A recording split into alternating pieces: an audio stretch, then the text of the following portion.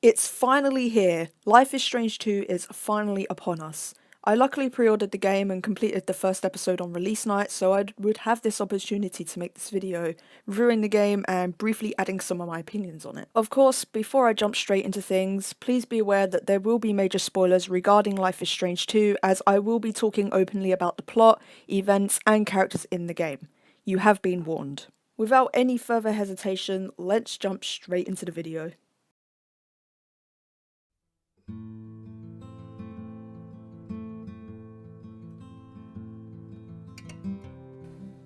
I'm not going to anticipate my opinion here or try to be original about it.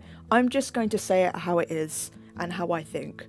I think this first episode is phenomenal. When Life is Strange 2 was first announced and we were told by the developers themselves that this was going to cast a new set of characters, I was slightly disappointed, as over these last 3 years, I and the rest of the Life is Strange family grew extremely fond and attached to the original cast. Even if some of the characters were shifty, a bit weird, or downright evil, it made me feel something for a video game for the first time, a feeling I have never felt before, and it was something I wasn't ready to let go of yet. However, Don't Nod and Square Enix deliver yet another memorable experience, story, setting, aesthetic, and a new set of characters. I have quickly grown to really like Sean and Daniel. Despite them not being in the same age group and stereotypically not getting along as brothers when they live their normal life, they rapidly transform to bond and show their true selves to one another, and to unconditionally trust each other whilst they go on this journey together, filled with heartache.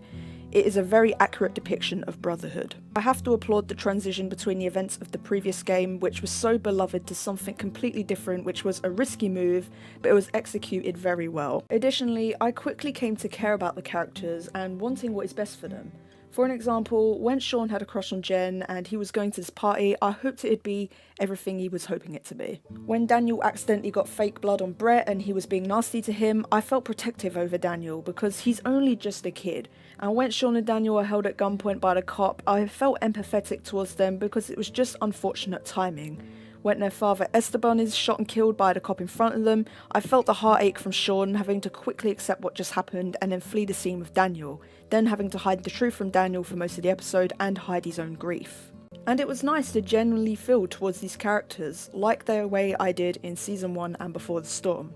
I really do hope that everyone else felt the same way about them. It's a shame that they got judged way too soon before we even got to know them. The next thing I loved about Life is Strange 2 is how damn gorgeous this game looks. Unluckily, in this footage I captured, it doesn't quite support my point. My laptop can't record what it actually looked like because my laptop is a toaster. But trust me when I say that this is such a visually pleasing game and is literal eye candy. The environments are just so vibrant, the shading is on par, and there were even some parts where you can just slightly take a detour.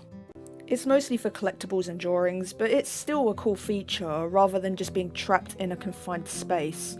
Another thing to add is the lip syncing and facial movements have drastically improved. In the previous games, especially in Season 1, it was terrible.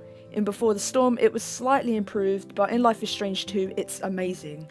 It works well together this time round. The last, certainly not least, and most important thing I want to discuss is the story.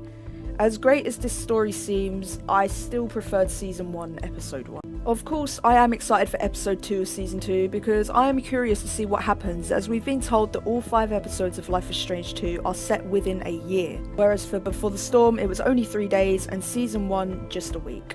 But ironically, I'm not desperate for it. Although it is still early days to judge the story, as this is only the first episode, I think I'll be able to make a solid judgment once all 5 episodes are out. The very last thing I'm going to briefly state are some things that I'm going to sort of pick on here. Firstly, why doesn't Sean question what Daniel's power is?